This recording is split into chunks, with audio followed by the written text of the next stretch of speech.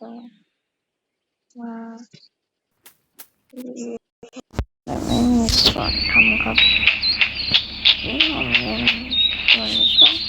แค่ปรับปรุงอยู่ครับไม่อลังการอะไรมากแต่ถือว่าสวยกว่าเล่นก่อนที่ผมทำ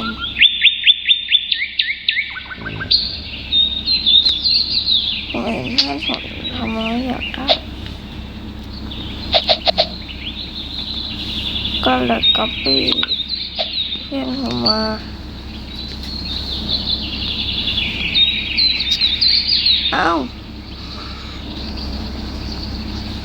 พอผมก๊อปปี้เพื่อนผมมาเนี่ย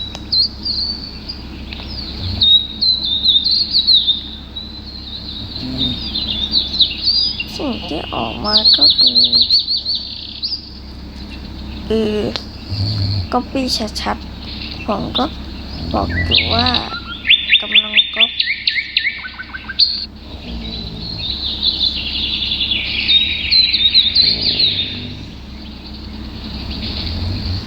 แล้วระบบไปพันเนี่ยก็ไม่ต้องกลัวเพราะว่าถ้าปิดมันก็จะหมุนแบบนี้เลยครับ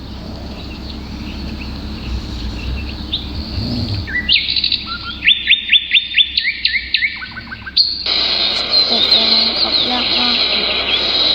ผมชอบเปลี่ยนก็ต้องใช้จังหวะให้มันแล้วถ้าเล่นหนุ่มนี้ยาก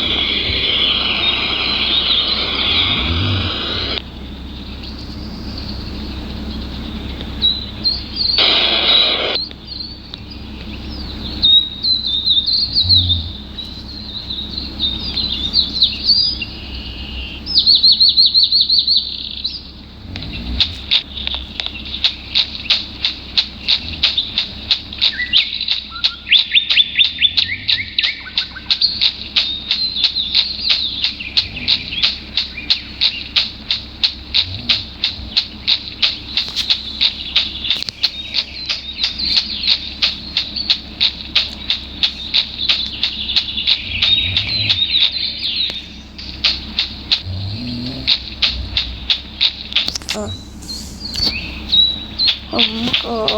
ปิดคลิปไปก่อนครับเพราะว่าผมจะไปลบอันนั้นนะจะได้อัดคลิปยาวมากครับจะได้อัดคลิปยาวจบแล้วครับ